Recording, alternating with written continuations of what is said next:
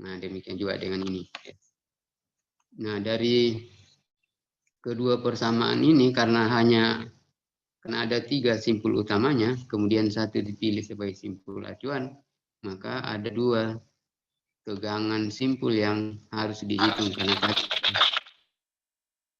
ada Pn kurang 1 tadi. Jadi karena simpul utamanya ada 3 berarti tegangan pada simpul yang lain itu 2 ya. Jadi ada 2 yang harus dicari yaitu P1 dan P2. Nah, untuk mencari 2 variabel yang belum diketahui, berarti kita harus membutuhkan 2 persamaan. Nah, persamaannya itu adalah ini.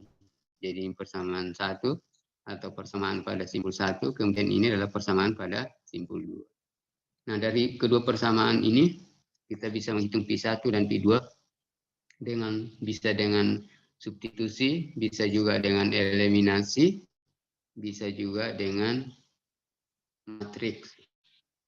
Nah, di dalam buku ini ditunjukkan adalah dalam bentuk matriks.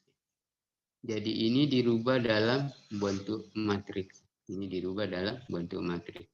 Tapi ini dipertukarkan tempatnya dulu ya. Jadi ini pindah ke sebelah kiri tanda sama dengan, kemudian ini pindah ke sebelah kanan tanda sama dengan, ini juga pindah ke sebelah kanan tanda sama dengan, dan ini pindah ke sebelah kiri tanda sama dengan. Baru dirubah dalam bentuk matriks. Kalau merubah persamaan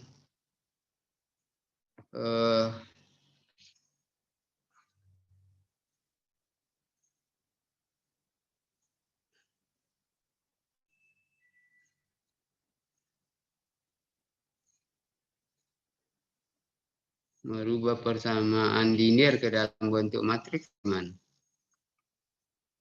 Merubah persamaan matriks ke dalam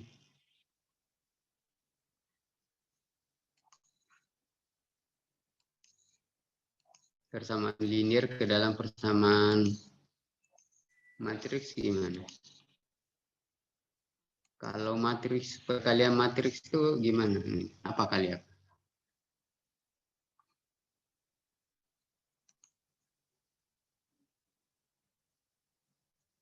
Kalau merubah persamaan linear ke dalam persamaan matriks.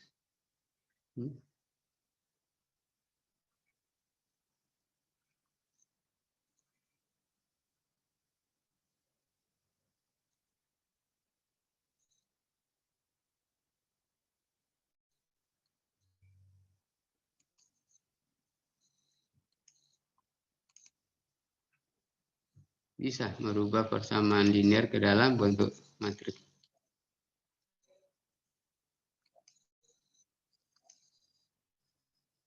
Gimana?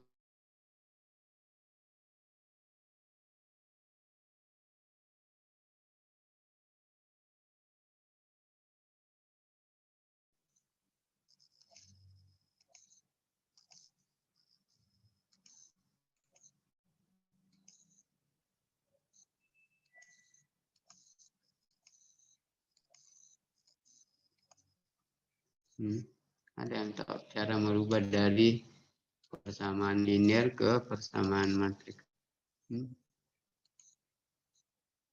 Ada yang bisa.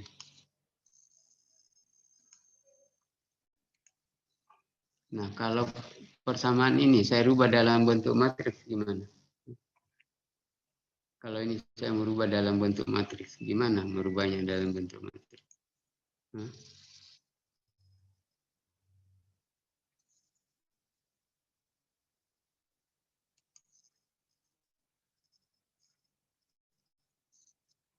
Ada yang tahu cara merubah persamaan linear dalam bentuk matriks?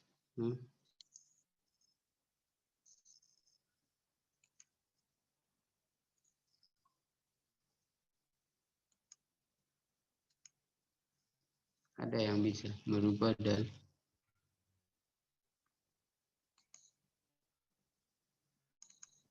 variabelnya disampingkan ya Pak. Berarti gimana tuh? Itu berarti 1 1 tambah A tambah B, A tambah B, yang bawahnya C tambah D, terus tuh di sampingnya tuh X, bawahnya Y. Ya, tapi bukan tambah ya. Jadi kalau matriks gimana? Oh, dikali. Jadi kalau matriks itu apa kali? Ada pakai tanda, kalau minus pakai minus. Apa ya?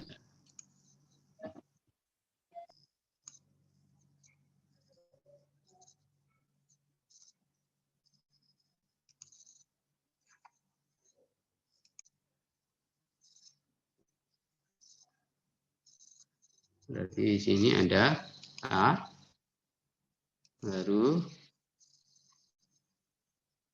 apa tadi? B, baru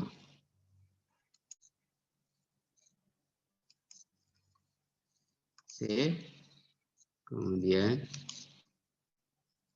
D.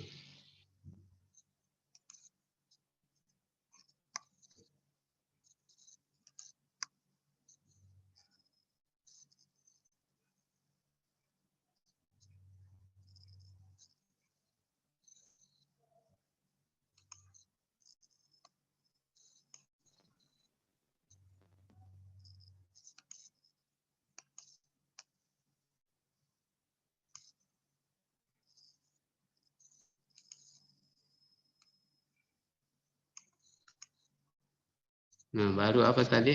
Ini sini. Variabelnya, Pak.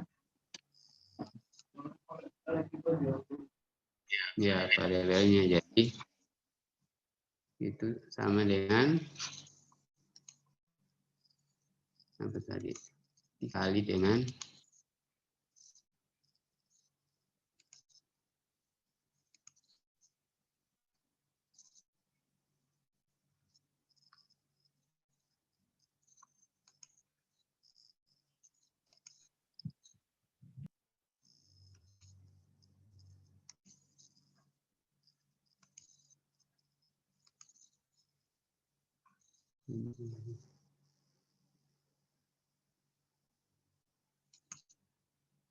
oh, di sini.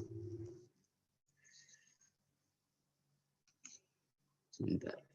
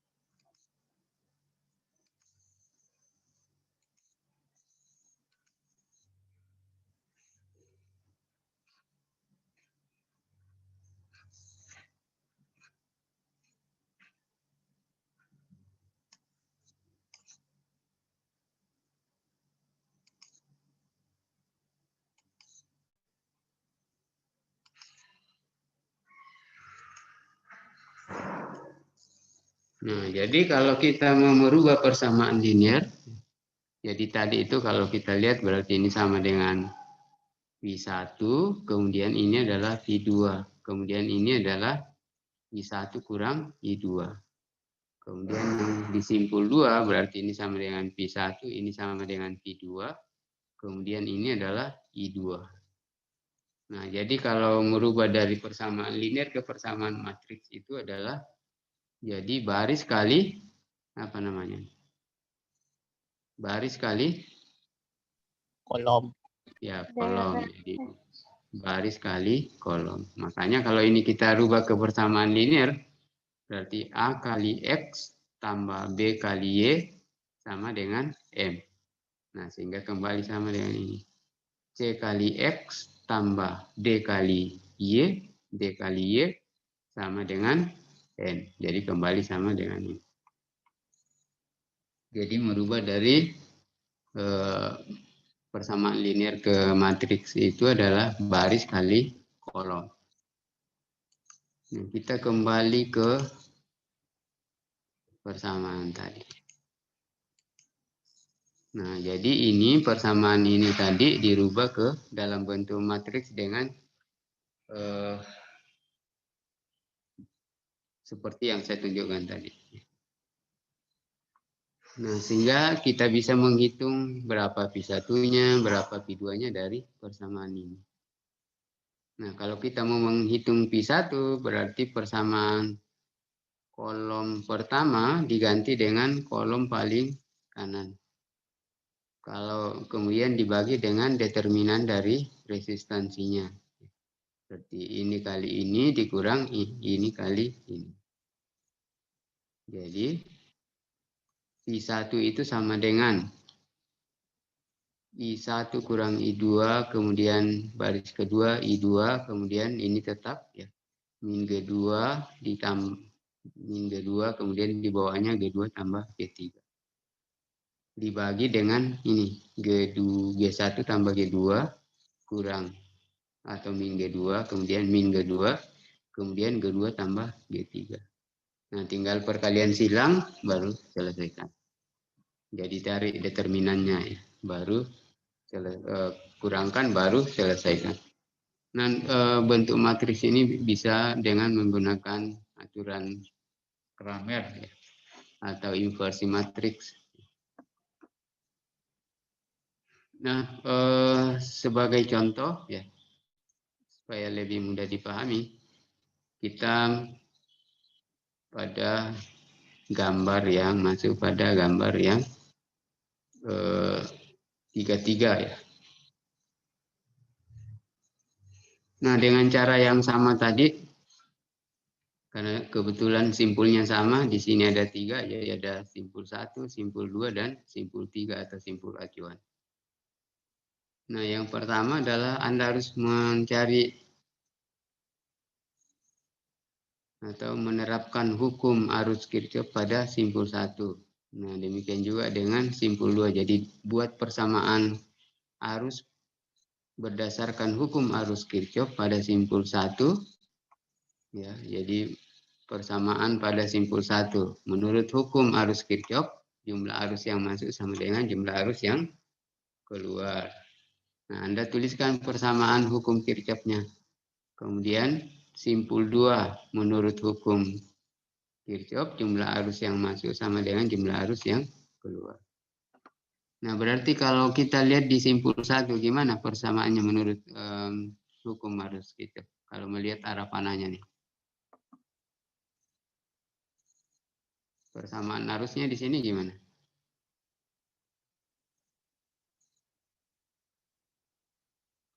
Kalau menurut hukum Kirchhoff, persamaan arusnya gimana?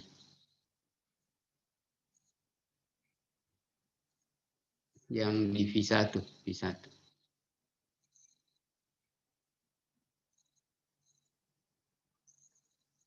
Jadi kalau mau menuliskan persamaan arus Kirchhoff, Anda harus melihat arah panahnya.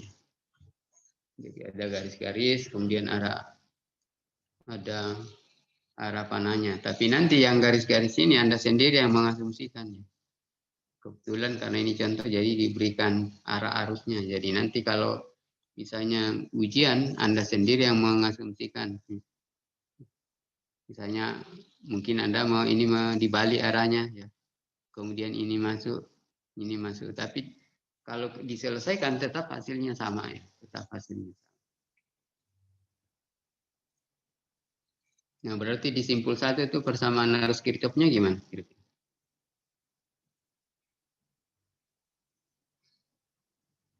Di simpul 1 itu ada arus apa aja? Di simpul 1 ada arus apa aja nih? I2 kecil, Pak. Mana?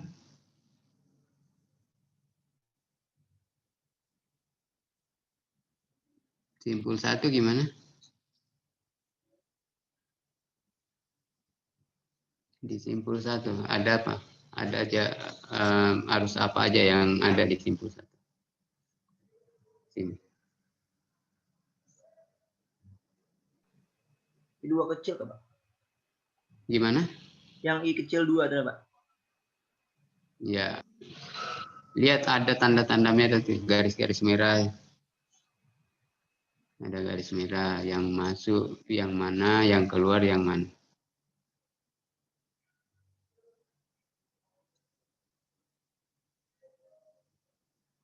Jadi yang masuk tuh yang mana, yang keluar yang. Jadi persamaan arus pada simpul 1 berarti menurut hukum arus Kirchhoff berarti gimana? Jadi lihat, jadi kalau mau ini dipakai pensil atau ini diikuti arahnya, oh ini kemana? Jadi ikuti garisnya, garis diikuti. Karena arus itu mengalir, ibarat garis ini ibaratnya pipa ya. Pipa kemudian ada air yang mengalir di dalam pipa. Jadi arus itu ibarat air mengalir dalam pipa. Nah, tapi di sini ditunjukkan dengan arah panah. Nah, berarti di titik sini arus yang di titik sini arus apa aja yang dari sini? Kan ada yang masuk, ada yang keluar. Jadi yang masuk itu yang mana, yang keluar yang mana.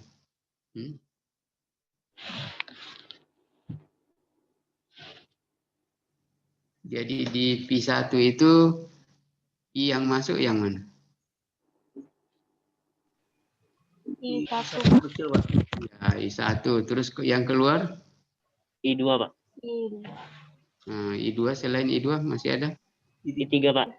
Ya, berarti di persamaan hukum arus Kirchhoff di sini gimana? Berarti gimana?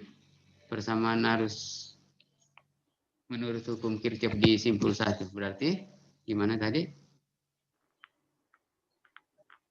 Masih ingat hukum arus Kirchhoff?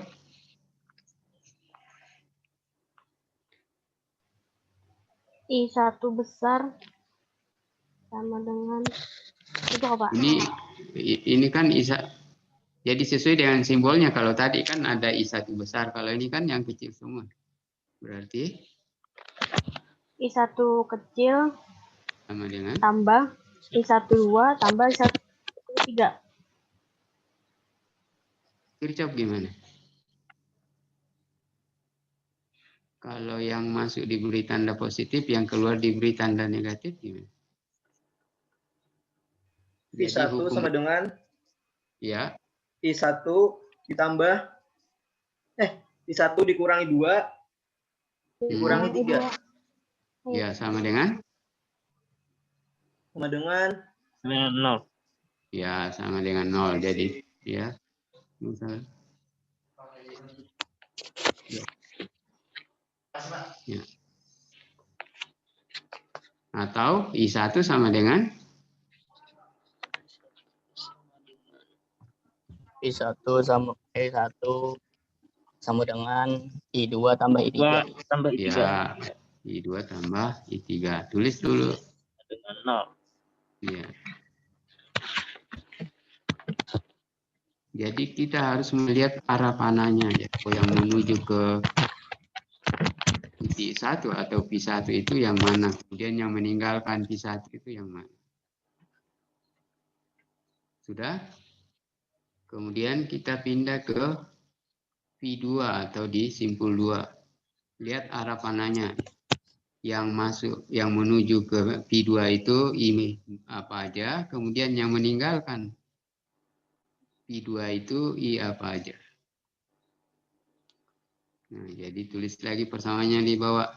Persamaan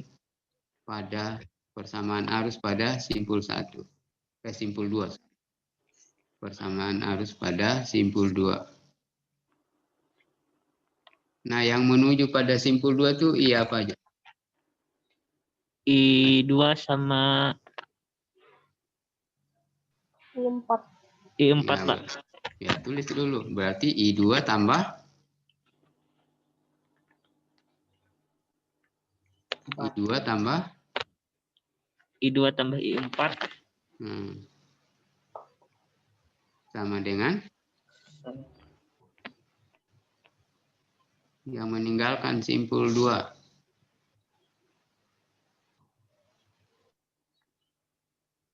Yang I1 meninggal, sama I5 ya, Pak. ya, jadi tulis. Jadi I2 tambah I4 sama dengan I1 tambah I1, I1 tambah I5. I5. Atau bisa juga I2 tambah I4 kurang I1 kurang I5 sama dengan 0. Atau tadi itu. I2 tambah I4 sama dengan I1 tambah I5. Nah, dari kedua persamaan itu, gantikan dengan hukum Ohm tadi. Jadi, karena I1 kan sudah diketahui sama dengan 5 ampere. I4 itu sama dengan 10 ampere. Nah, ganti masukkan angkanya dulu. I1 ganti 5 ampere, terus I4 ganti 10 ampere. Nah, tinggal yang belum diketahui, ada I2, kemudian ada I3, dan ada I5. 5. Nah, sekarang I2 itu mengalir dari I1 ke V2. I2. Berarti I2 sama dengan tadi di atas V1 yang kurang V2. ya dibagi dengan 4. ya dibagi dengan 4 ya tulis. Jadi arus yang lewat di sini atau arus yang melalui R4 ohm itu adalah V1 kurang V2 dibagi dengan 4 ohm.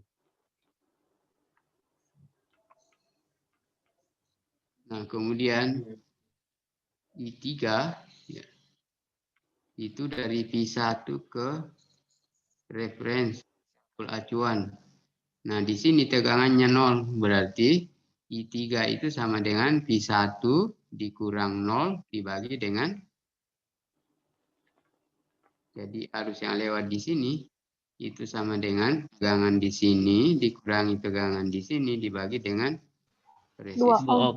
Ya, 2 ohm. Ya, tulis.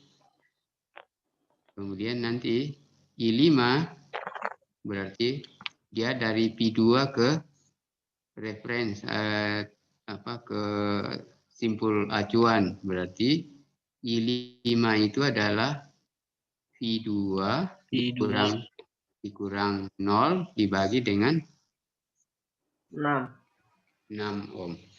Nah, tulis. Nah, dari persamaan itu substitusi ke persamaan tadi. Ganti yang I2-nya, ganti I3-nya, ganti I5-nya dengan persamaan tadi.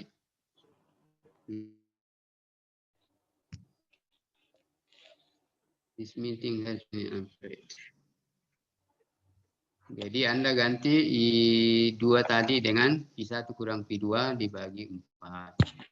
Kemudian I3-nya tadi ganti dengan I1 kurang 0 dibagi 2. I5-nya Anda ganti dengan V2 kurang 0 bagi. Nah, dari kedua persamaan itu Anda bisa mencari berapa V1 dan V2.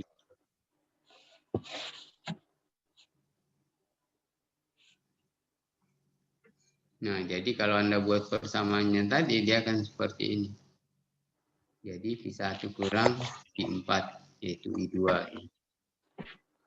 Dan I3 ganti dengan V1 kurang 0 per 2. Nah, supaya mudah, penyebutnya kita hilangkan. Gimana caranya? Kita kali dengan bilangan yang bisa dibagi 4 dan bisa dibagi 2. Bilangan paling kecil yang bisa dibagi 4 dan bisa dibagi 2. Bilangan berapa? Yang bisa dibagi 4 dan bisa dibagi 2. Bilangan paling kecil. 4. Ya, 4. Baik persamaan di sebelah kiri dan kanan dikali dengan bilangan yang sama. Jadi kalau ini saya kali 4, berarti ini juga saya harus kali 4. Nah, sehingga 4 kali 5 sama dengan 20. 20. Ini saya kali dengan 4, baru dibagi 4. Makanya nilainya Pi1 kurang Pi2. Karena 4-nya habis. Ini saya kali dengan 4. 4 dibagi 2 berapa? 2, Kak. 2. Jadi 2 kali Pi1. Jadi 4 Pi1 bagi 2 sama dengan 2 Pi1. Nah, ini persamaan pada simpul 1.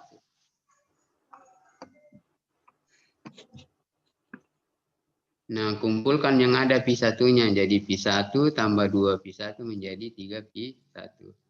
Kemudian ini tetap min Pi2 sama dengan 20. Nah, ini persamaan pertama. Kemudian di simpul 2, ya. Tadi I2 tambah I4 sama dengan I1 tambah I5. Nah, ganti I2-nya. Ini Pi1 kurang Pi2 per 4. Kemudian I4 tadi. Pi1 kan 5. 5, Pi2 kurang 0 per. Nah, dengan cara yang sama tadi, kalau kita mau menghilangkan penyebutnya, maka cari bilangan yang bisa dibagi 4 dan bisa dibagi 6, bilangan yang paling kecil. Nah, bilangan yang paling kecil yang bisa dibagi kedua bilangan tadi adalah 12. Nah, kalau ini dikali 12, ini menjadi 3 Pi1 kurang 3 Pi2. Kemudian ini 120, karena 12 kali 10 sama dengan 120. 5 kali 12 menjadi 60. 12 dibagi 6 sama dengan 2 Pi2. Nah, kumpulkan yang konstannya, kemudian yang variabelnya pindahkan ke sebelah kiri tanda sama dengan. Jadi ini pindah ke sini menjadi 120 kurang 60 sama dengan 60. Nah, ini 2 ditambah 3 karena ini pindah ke sini menjadi 5 Pi2. Kemudian ini jadi negatif min 5 Pi.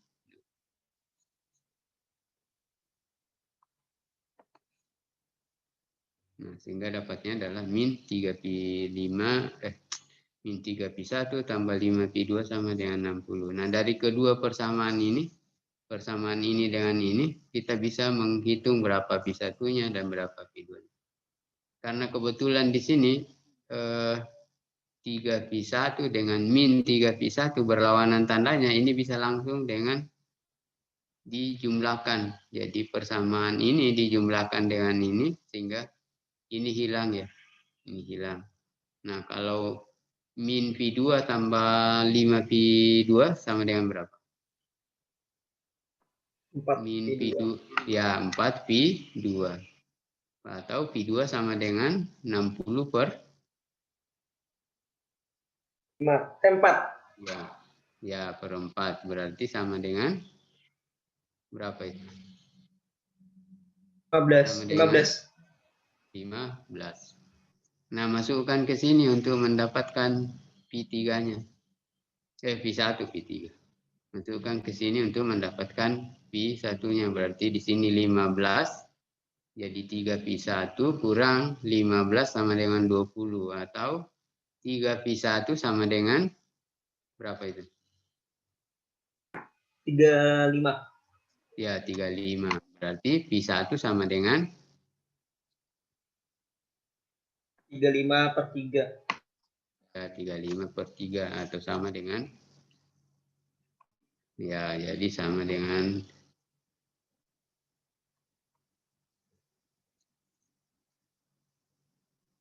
80 tadi.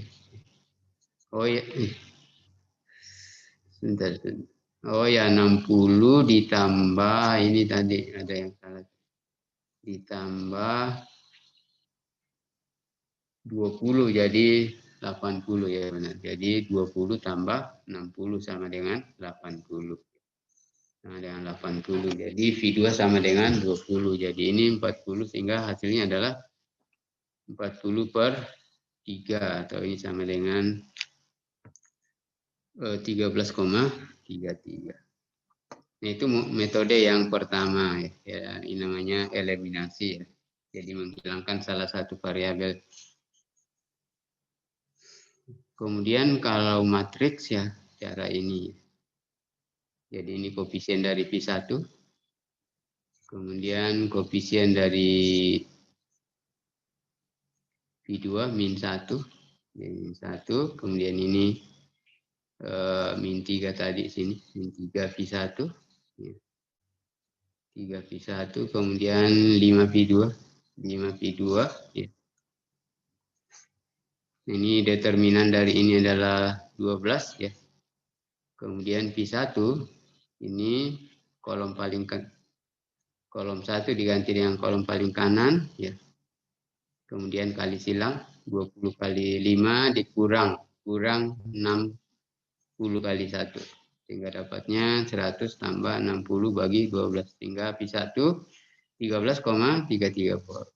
Kemudian P2 sama dengan ini, jadi kolom kedua diganti dengan kolom paling kanan sehingga dapatnya 3 min 3, kemudian ini 20, 60. Nah, dengan cara yang sama tadi kali silang, kemudian dibagi dengan determinan resistansinya sehingga dapatnya I2 sama dengan 20. Nah, nanti kalau dicari diminta misalnya mau mencari berapa I1, I2, I3 dan I5 ya. Karena I1 tadi sudah diketahui, I4 juga berarti yang mau dicari adalah I2, I3 dan I5. Tinggal masukkan di persamaan tadi ya. I2 sama dengan P1 kurang P2 dibagi 4. Oh, berarti I-nya seperti ini. Kemudian I3 P1 per 2. Kemudian I5 P2 per 6. Itu persamaan atau metode analisa tegangan, analisa rangkaian dengan metode tegangan simpul.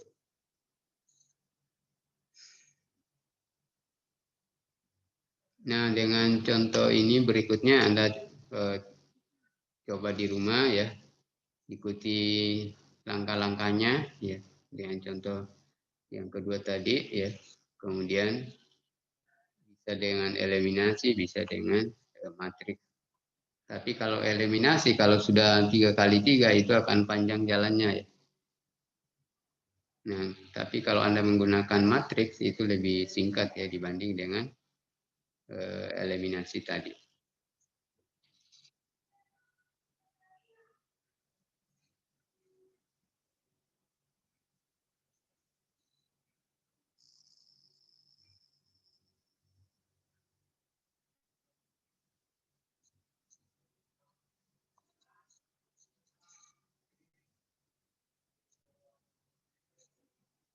Nah, tadi adalah analisa simpul dengan sumber arus. Nah, sekarang kalau sumber tegangan. Nah, analisa simpul dengan sumber tegangan, kita sekarang mempertimbangkan bagaimana sumber tegangan mempengaruhi analisa simpul. Nah, dengan menggunakan gambar 3.7 untuk ilustrasi ya. Ada 2 pertimbangan atau ada 2 kemungkinan yang harus dipertimbangkan. Jadi ada 2 kemungkinan yang harus dipertimbangkan. Yang pertama itu adalah kasus yang pertama, jika sumber tegangan terhubung antara simpul acuan dan simpul non acuan. Nah, simpul non acuan tadi itu adalah simpul P1 ya. Nah, kita cukup mengatur tegangan pada simpul non acuan sama dengan tegangan sumbernya.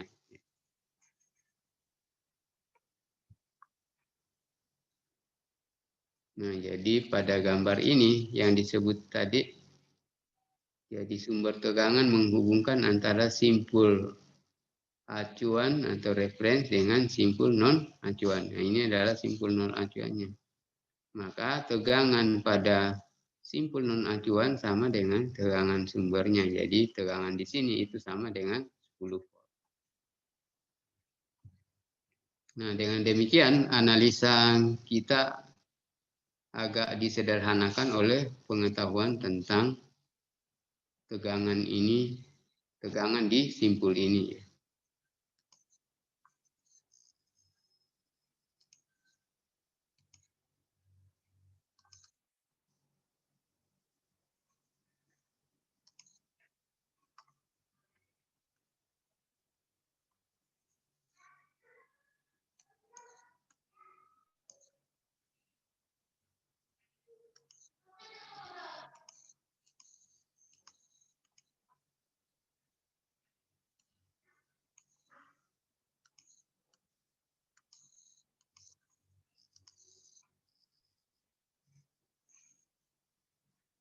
Nah, kemudian kasus yang kedua,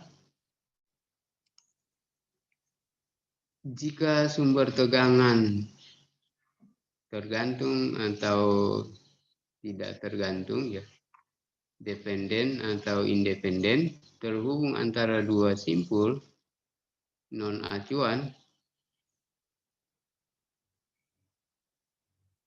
dua simpul non acuan membentuk simpul atau supernode sama, ya. Kita menerapkan KCL dan KPL. Jadi kita menerapkan hukum tegangan, hukum arus Kirchhoff dan hukum tegangan Kirchhoff. Jadi kalau ada sumber tegangan menghubungkan dua simpul non acuan, ya, dengan satu simpul acuan, ya, maka kita menerapkan hukum arus Kirchhoff dan hukum tegangan Kirchhoff. Jadi maksudnya gini. Jadi di sini simpul sini dan simpul sini itu berlaku hukum arus Kirchhoff. Jadi I1 ditambah I4 sama dengan I2 ditambah I3. Nah, itu yang pertama.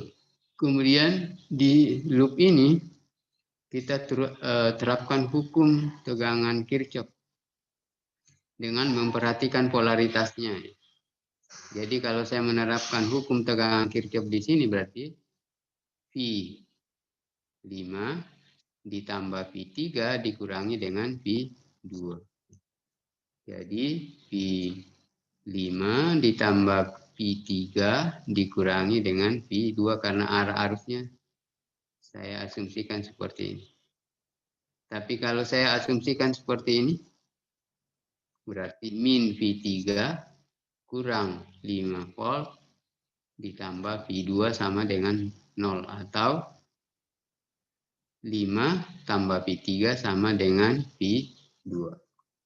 Nah, sehingga muncul persamaan seperti ini.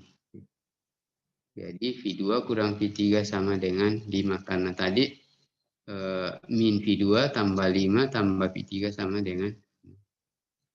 Nah, kemudian tadi yang di supernode-nya berlaku hukum arus Kirchhoff, jadi I1 tambah I4, ya.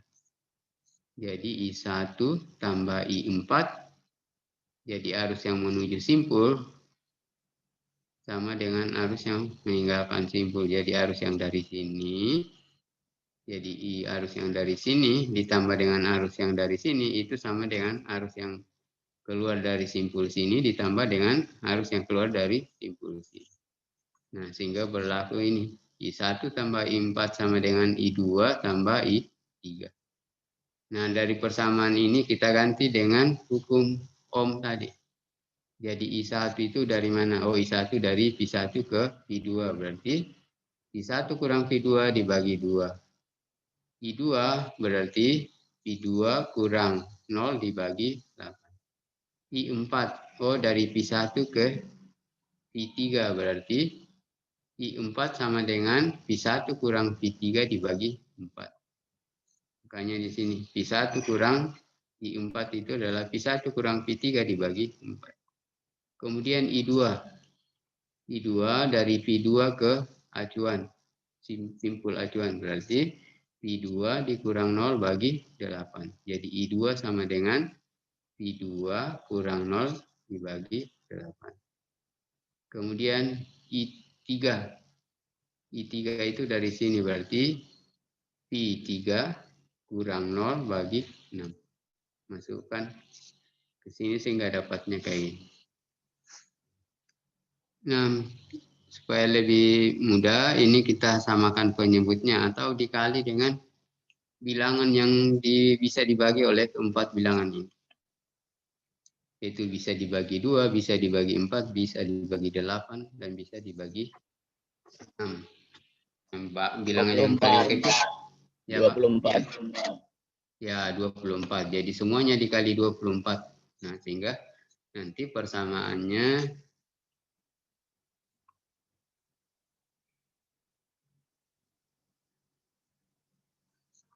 ya, jadi ini dikali 24. Jadi akan muncul nanti ini jadi 12 pi 1, 12 pi 2, kemudian ini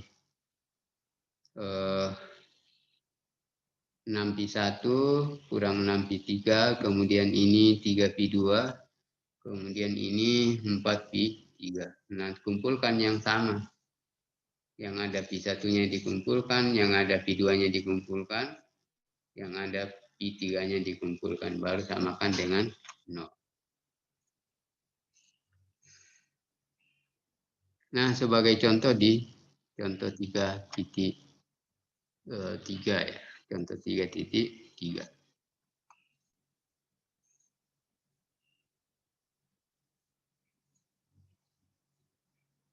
Jadi di P1 ada 2 ampere masuk. Nah, ini Anda bisa misalkan jadi ada arus yang keluar dari sini, ya, kemudian ada yang ke sini, ya, masuk ke sini, kemudian ini ada keluar, ini ada keluar.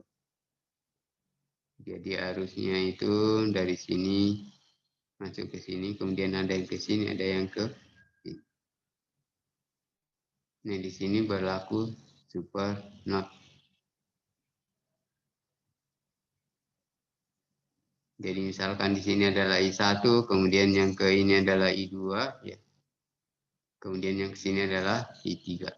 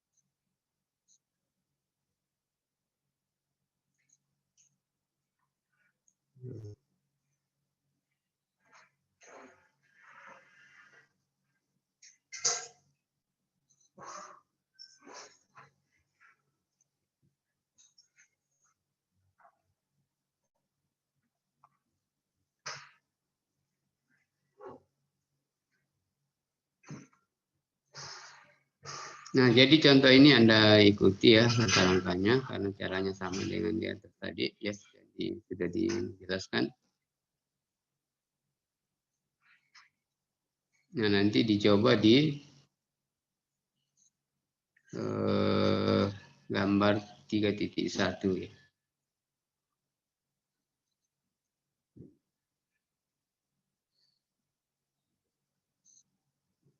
Nah, demikian juga dengan gambar 3.12.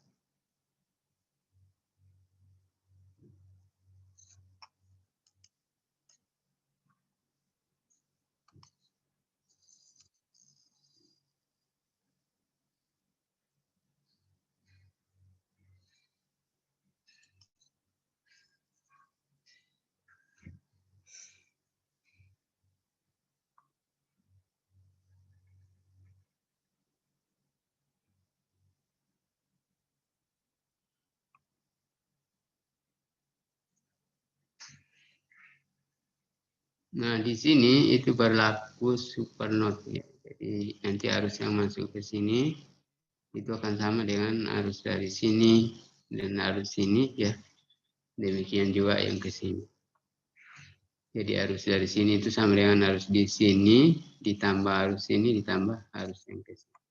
Nah, yang mau dicari adalah tegangan di sini dan arus yang ke sini. Nah, benar enggak arus yang ke sini itu sama dengan 2,8 volt, kemudian yang di sini itu sama dengan 400 milivolt. Nah, di sini nanti Anda perlakukan supernode-nya. Kan sini positif, sini negatif, jadi Anda arahkan arusnya kayak gini. Jadi masuk negatif, kemudian sini positif, masuk lagi negatif. Jadi nanti di sini, ya kalau Anda arahkan arusnya seperti ini, berarti nanti jadi min tegangan di sini dikurangi dengan min 6 volt ditambah dengan tegangan di sini berapa?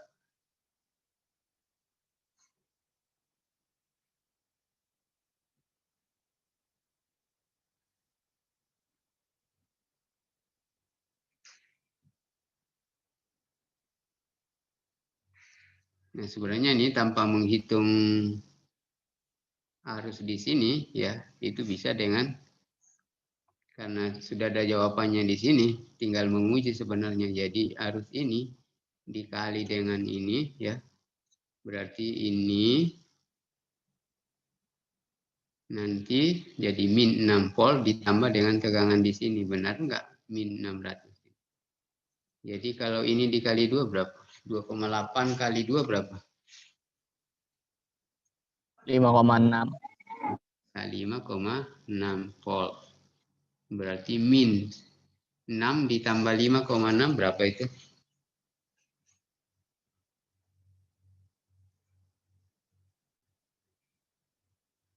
Berapa? Kalau 6, min 6 ditambah 5,6 berapa?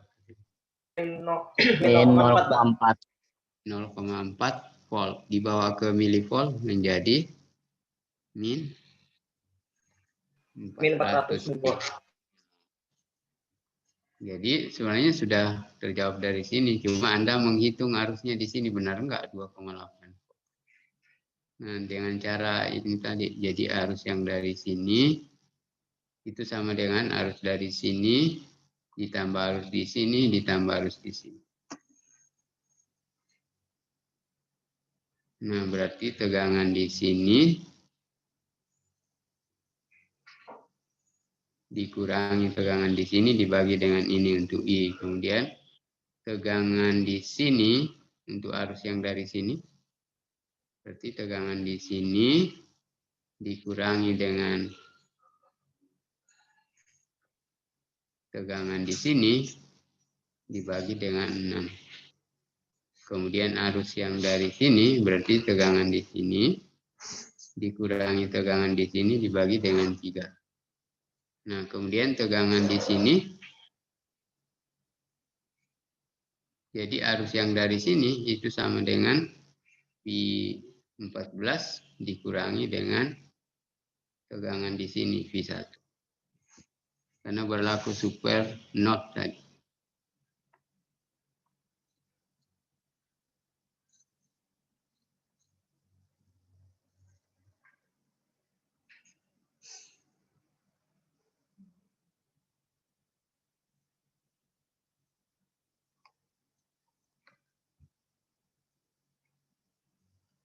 Jadi ikuti dengan cara yang sama seperti ini untuk menghitung berapa. Ya walaupun bisa dihitung dari sini, tinggal harus yang lewat di sini benar nggak 2,8, berarti Anda harus menghitung P di sini, ya P di sini baru nanti dibagi 2, benar nggak 2,8. Karena menggunakan 2 persamaan tadi.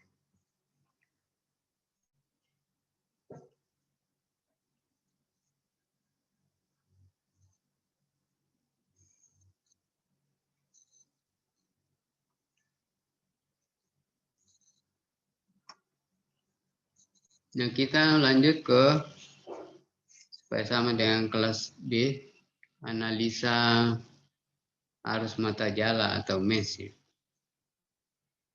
Analisa arus mata jala atau mata jaring ya, atau arus loop. Ya.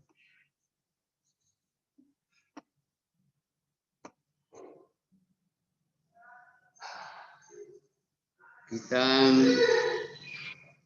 harus menentukan tegangan pada suatu loop tertutup ya. Jadi kalau kita menganalisa suatu jaringan dengan metode arus loop atau arus mata jala, maka pada loop tertutup itu berlaku hukum tegangan Kirchhoff. Jadi hukum tegangan Kirchhoff.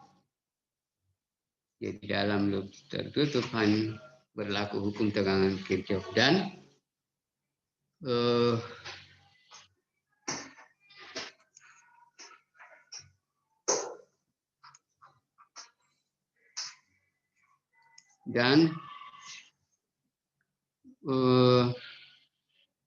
untuk analisa jaringan dengan metode tegangan simpul hanya berlaku pada jaringan planar ya. Untuk rangkaian yang bukan planar itu tidak berlaku ya. Seperti gambar 3.16 ya. Jadi analisa arus mata jala tidak dapat diterapkan pada rangkaian seperti ini ya. Jadi yang bisa itu seperti rangkaian ini ya, yang B atau rangkaian ini. Kemudian diperlakukan setiap loop tertutup itu berlaku hukum tegangan Kirchhoff. Hukum tegangan Kirchhoff. Nah, sehingga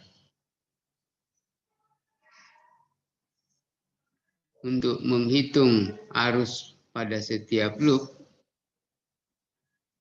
bisa dihitung. Ya. Jadi contoh seperti pada gambar 3.17. Nah, jadi di sini ada 2 loop. Nah, menentukan loop itu ada beberapa cara ya. Jadi bisa misalnya ini loop 1, kemudian ini loop 2, ini cara pertama. Cara kedua, ini bisa saya jadikan loop 1, kemudian loop 2 yang ini. Jadi saya mulainya loop 2-nya dari sini. Kalau yang ini satu-satu, jadi ini 1, kemudian ini 1. Kalau yang tadi berarti ini loop 1, kemudian ini loop 2. Nah, kalau yang seperti ini berarti tegangan di sini, tambah tegangan di sini, tambah tegangan di sini sama dengan 0. Nah, tegangan di sini, di R3 itu ada 2 arus yang lewat, jadi ada I1 dan ada I2. Nah, kita lihat arah arusnya, dia searah atau berlawanan. Karena I1 ke bawah, I2 ke atas, maka dia berlawanan arah. Jadi kalau dia berlawanan arah berarti dikurang. Tapi ini bisa berubah arahnya ya. Jadi kalau kita di loop 1 berarti I1 kurang I2 kali R3 itu sama dengan tegangan di sini. Tapi kalau kita di loop 2 berarti nanti bukan I1 kurang I2 tapi I2 kurang I1 dikali R3 kalau kita di loop 2, persamaan di loop 2. Nah, kemudian di tegangan di sini itu sama dengan R1 kali I1. Nah, kemudian lihat polaritasnya. Berarti masuk di polaritas negatif. Berarti kalau membuat persamaan tegangan di sini, berarti min V1 tambah R1I1 tambah R3 dalam kurung I1 kurang I2. Itu persamaan pada loop 1. Kemudian persamaan pada loop 2. Berarti di sini I2 kali R2 tambah V2 tambah R3 dalam kurung I2 kurang I1 balas kurung sama dengan 0. Nah, dari kedua persamaan ini kita bisa menghitung berapa I1, berapa I2. Nanti kalau ditanya berapa I3-nya berarti I1 kurang I2. Nah, sehingga muncul persamaan seperti ini. Jadi min V1 tambah R1 kali I1 tambah R3 dalam kurung I1 kurang I2 sama dengan 0. Satu kan yang ada I1-nya, berarti R1 tambah R3 kali I1. Min R3 kali I2. Ini pindah ke sebelah kanan tanda sama dengan berubah jadi plus, menjadi V1. Ini persamaan pada mata jala 1 atau mesh 1. Nah, tadi saya lupa ada beberapa langkah yang harus dilakukan untuk menentukan arus mata jala. Langkah pertama adalah tetapkan arus mata jala 1, I1, I2 sampai ke IN, ke jaringan yang KN. Kemudian yang kedua adalah tetapkan hukum tegangan Kirchhoff ke masing-masing mata jala atau mesh atau jaring dengan menggunakan hukum Ohm untuk menyatakan atau mengekspresikan tegangan dalam hal arus mata jala atau arus mesh ya. Dan yang ketiga adalah selesaikan persamaan simultan N yang dihasilkan untuk mendapatkan arus mata jala atau ini selalu terbalik.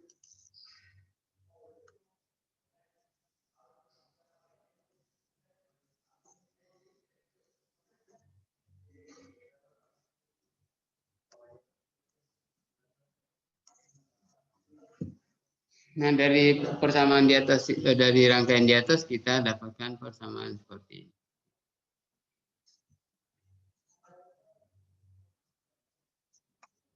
Nah, jadi untuk arus mata jala 2 tadi atau itu didapatkan R2 kali I2 tambah. Karena kenapa tambah? Karena arusnya tadi masuk di polaritas positif. Ini. Tambah V2 ya, tambah V2 tambah R3. R3 karena kita di loop 2 diasumsikan bahwa I2 lebih besar dari I1 sehingga I2 jadi R3 dalam kurung I2 kurang I1 balas kurung. Sehingga dapat persamaan seperti ini ya, sama dengan 0. Ini pindah ke sebelah kanan tanda sama dengan 0, tandanya berubah jadi negatif sehingga ini disatukan yang ada I2-nya. Jadi R2 I2 tambah R3 I2 sehingga ini menjadi R2 tambah R3 kali I2. Kemudian R3 kali min I1 menjadi min R3 I1 sehingga dapatnya min R3 I1. Min R3 I1.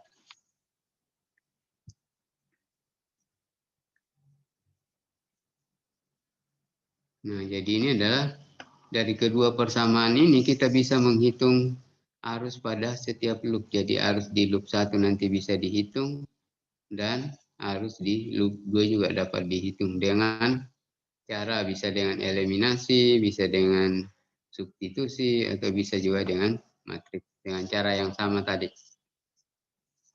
Nah, sehingga kalau kita mau menghitung I1, I2 berarti nanti untuk I1 berarti kolom 1 diganti dengan kolom paling kanan.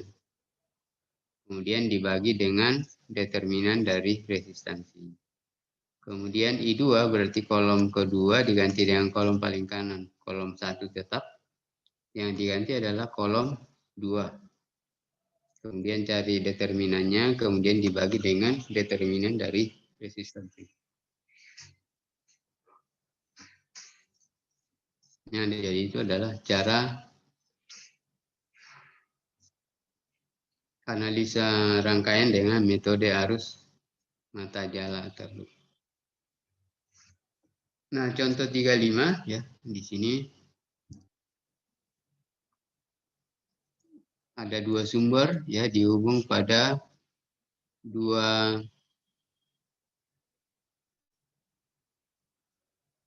rangkaian yang mempunyai dua loop ya. Kebetulan hanya dua loop ya. Nah, ini Anda harus, karena di loop 1 itu ada dua sumber, ada 15 volt dan ada 10 volt. Jadi, lihat arah arusnya ya. Kemudian polaritas tegangannya. Nah, di sini kalau kita membuat persamaan tegangan pada loop 1 berarti min 15 tambah 5 kali I1 tambah 10 dalam kurung I1 kurang I2 balas kurung. Karena arus I2 masuk pada I1 masuk pada polaritas sumber kedua berarti ditambah 10. Sehingga ini menjadi plus 10 sama dengan 0.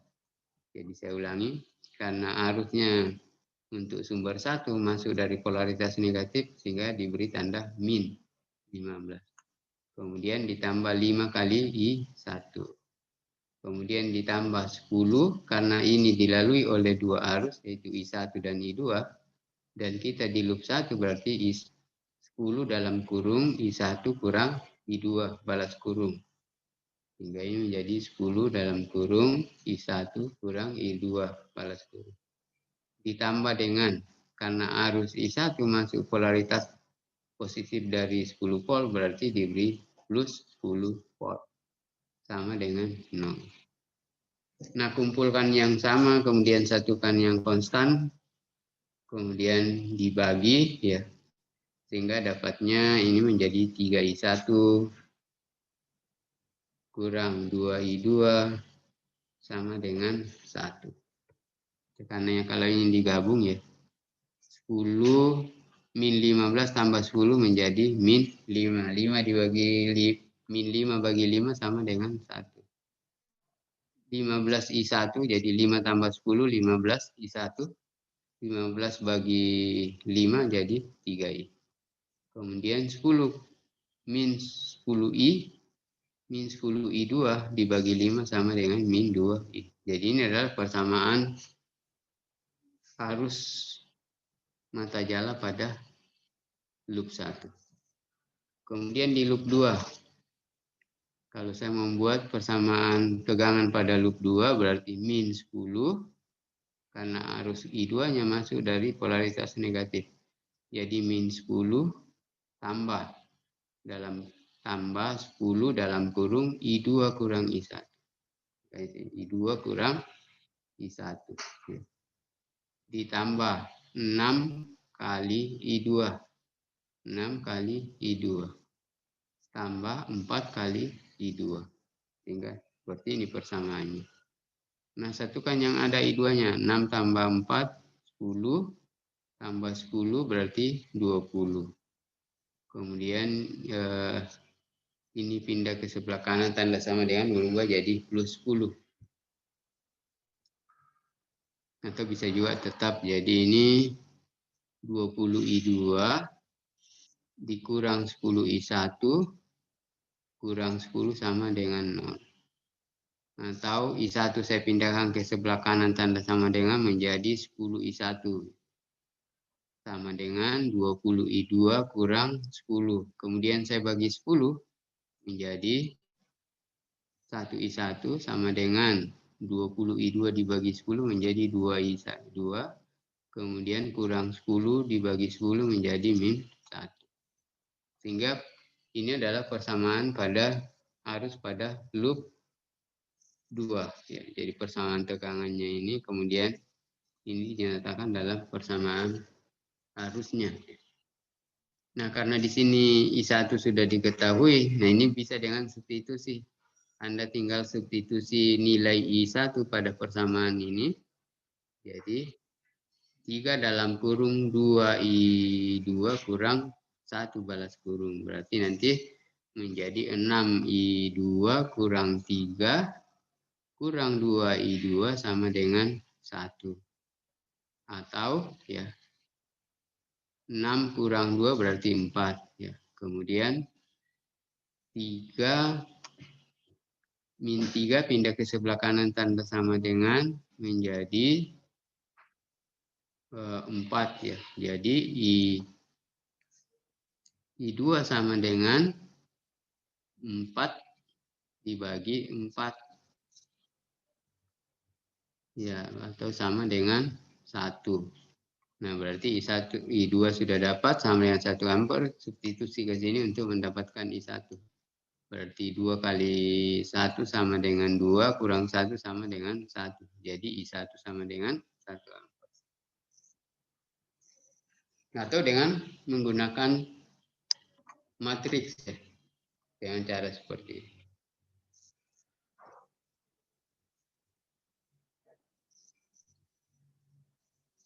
Nah, untuk contoh-contoh yang lain saya kira Anda bisa ikuti ya. Halo? Nah, supaya sama dengan kelas yang lain, maka minggu depan kita lanjutkan pada analisa arus mata jala dengan sumber arus. Ya, dengan sumber arus. Analisa arus dengan atau analisa mata jala dengan sumber arus atau arus mata jala dengan sumber arus.